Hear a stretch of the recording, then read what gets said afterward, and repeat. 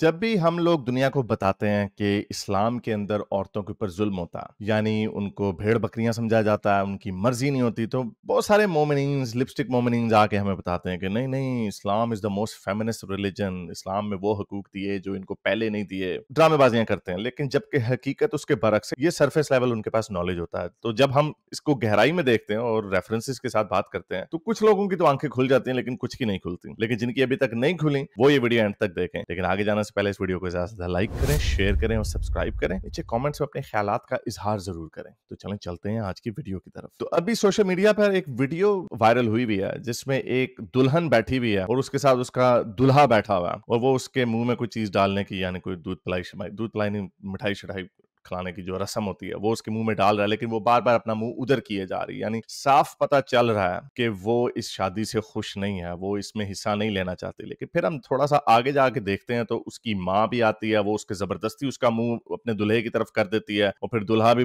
उसके मुंह में चीज डाल देता है। और इससे ये साफ पता चलता है कितनी कोअर्जन हुई है, कितना उस लड़की को मजबूर किया गया कि उससे शादी कर लो, और वो उसके साथ बैठी हुई है और वो इसमें खुश नहीं है। अब बहुत सारे मोमिनीन्स जो होते हैं, मोमिनीन्स, वो कहते हैं नहीं नहीं, इस्लाम ऐसा नहीं है, इस्लाम का इससे कोई ताल्लुक नहीं है। तो बड़ी एक हदीस है कि खामोशी ही लड़की की रजा है, यानी कुंवारी लड़की की खामोशी ही उसकी रजा है। तो आज मैं आपको इस्लाम के हवाले से बताता हूँ कि ऐसा क्यों होता है। जाहिर बात, अगर एक आजाद मुआशरा हो, एक फ्री मुआशरा हो, तो आप उसे पूछे बेटी तुमने इससे शादी करनी है, बल्कि तो ये होना नहीं चाहिए, बेटी को आगे बताना चाहिए कि पापा मेरी इस बंदे से मैंने शादी करनी है, आप वेलकम टू माई शादी। ये होना चाहिए, जो एक इन्फॉर्म्ड कंसेंट जिसे कहते हैं। लेकिन मोमिनों को इन्फॉर्म्ड कंसेंट क्या होती है, कंसेंट क्या होती है, इसका नहीं पता होता। ये भी कहते हैं कि बच्ची की शादी अगर किसी बुढ़े के साथ कर दी जाए तो उसमें, क्योंकि बच्ची नाबालिग है, वो अपना फैसला नहीं कर सकती, इसलिए उसके बाप ने जो फैसला कर लिया वो ठीक है। सुनिए जरा, जो इन लोगों के जो अब्बू हैं, जिनको ये बड़े फख्र से अब्बू बना के फिरते हैं। There are signs of physical maturity. It becomes permissible for the husband in Islamic law to have marital relationships or consummate the relation with his bride. And this is the example of the Prophet, peace be upon him. Do you know what precocious puberty is? Starting puberty unusually early. Is there anything in Islam that prevents you from, a man marrying a 5-year-old that started precocious puberty? You can arrange a marriage even as an infant, but that doesn't mean that sex is allowed. Could a man have a marriage to a 5-year-old, consummate it if she started precocious puberty? If she starts showing signs of physical maturity, then yes, that's. यानी अगर उसको period आना शुरू हो गया 5 साल की उम्र में भी, तो फिर भी उसके साथ धबड़धूस की जा सकती है। और जब इनसे ये पूछा जाता है कि बच्ची की मर्जी कहाँ से आई बीच में, तो माँ बाप ने तय कर दिया, माँ बाप के पास हक है।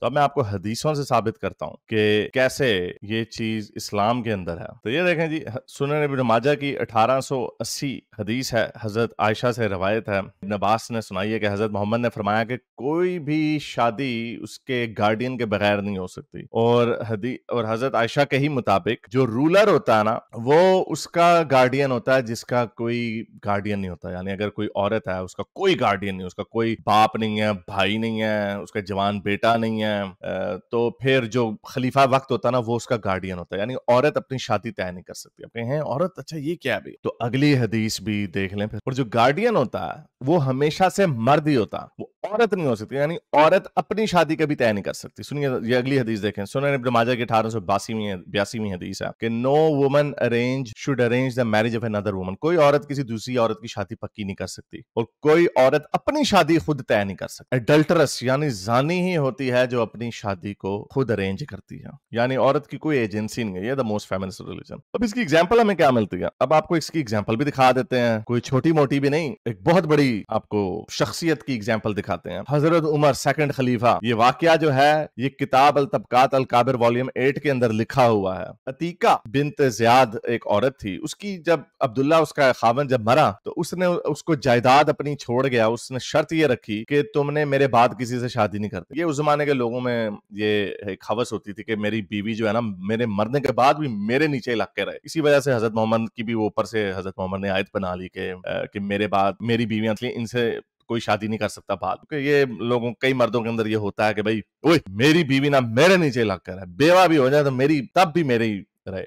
तो ये उस जमाने के अरबियों के लोगों में था। तो एनीवे, तो अब्दुल्ला ने ये कहा कि शर्त रखी है तीका बिन्त ज़ियाद के ऊपर कि मेरी जायदाद तुम्हारी है, लेकिन तुमने मेरे मरने के बाद शादी नहीं करनी। लेकिन जब वो मर गई, तो उसके बाद हजरत उमर बिन खताब, जो बड़े जाहो जलाल वाले खलीफे थे, अभी खलीफा बने नहीं थे, तो उन्होंने रिश्ता भेजा उसके गार्डियन को, इब्न साद को, तो इब्न साद ने आगे रिश्ता ले गया, तो उसने औरत ने मना कर दिया। उसने कहा नहीं नहीं नहीं जी, मैंने शादी नहीं करनी, मेरे मरहूम शोहर ने मेरे पर ये शर्त रखी थी कि मैं किसी और से शादी नहीं कर सकता। लेकिन हजरत उमर जो थे वो जिद पे कायम थे। भाई जब वो आपको पता है, फिर जब दिल आ जाए मर्द का, और वो भी ताकतवर मर्द का, किसी औरत के ऊपर, तो फिर तो बात इधर उधर नहीं ना होती। तो एनीवे, तो उन्होंने बड़ा जोर लगाया, रिश्ते भेजे बार बार, उसने फिर इनकार किया, तो वो उसके घर चले गए। हजरत उमर नामहरम औरत के घर चले गए और उसको वहां पे जाके मजबूर किया कि मेरे से शादी करो। वो पहले उसने इनकार किया, लेकिन फिर जब हजरत, अब ये ओवरकेम लिखा हुआ, अब ओवरकेम क्या जबरदस्ती की, अपना जाहो जलाल का इस्तेमाल किया कि मेरे से शादी करो वगैरह वगैरह, तो फिर बहरहाल उसने, फिर औरत ने, जारी बात है मजबूर औरत थी, इतना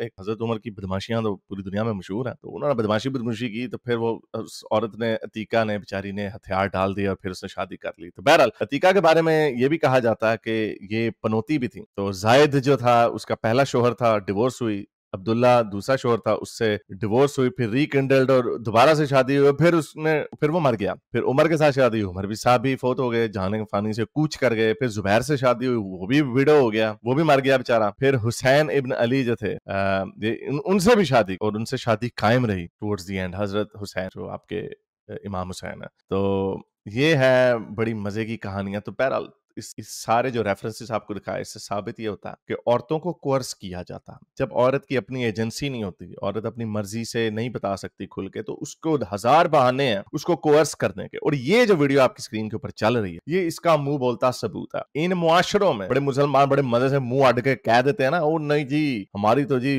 औरत के पास बड़ी उसको इजाजत का हक है। ये देख लो, ये जो असूल हैं इस्लाम के कि मर्द आपकी शादी तय कर सकता है, आपका गार्डियन है, वही आपकी शादी तय कर सकता है, ये सारी ग्राउंड बनाते हैं औरतों को कोर्स करने के लिए। और यही वजह है कि मुस्लिम औरतें कोर्स होती हैं। ये बहानेबाजी करना कि उन्होंने इस्लाम में ऐसा नहीं है, तो भाई इस्लामिक सोसाइटी के अंदर जो उसका रिजल्ट है, उससे पता चलता है कि जो आपके असूल हैं वो कैसे हैं। और मोस्टली दुनिया में पेट्रियार्कल सोसाइटीज में ऐसा ही होता है, औरतों को मजबूर किया जाता है। आप जितने भी patriarchal, non modern, non advance societies में चले जाएं, वो पेट्रियार्कल सोसाइटीज हैं। और मोस्टली प्रिमिटिव सोसाइटीज जो है ना, प्रिमिटिव जो यानी कदीम और दकियानूसी और बासी बुसी सड़ी हुई जो सोसाइटीज हैं, वहां पर ऐसा ही होता है, जहां पे औरत और मर्द में बराबरी होती है। ऑल्दो उसके भी कुछ ड्रॉबैक्स हैं, उसके ऊपर भी बात की जा सकती है, लेकिन वहां पे कम से कम आपके पास इख्तियार होता है। और वेस्ट में यही है, औरत अपनी मर्जी से इख्तियार से शादी करती है। औरत में वेस्ट में भी बड़ी मिसोजिनी भी है और मिसैंडरी भी अब बढ़ती जा रही है। और ठीक है, लेकिन वो एडवांस, उन्हें कहते हैं फर्स्ट वर्ल्ड प्रॉब्लम, वो एडवांस सोसाइटीज की प्रॉब्लम। आपके मुआशरे में एक बंदा ऊपर बैठा होता है, वही फैसले कर रहा होता है। पहले वो बाप होता है, फिर भाई होता है, फिर इवन बेटा भी हो जाता है। बेटा भी अपनी माँ की, अगर वो उसको बालिग तस्लीम कर लिया जाए, तो वो भी अपनी माँ का रिश्ता तय कर सकता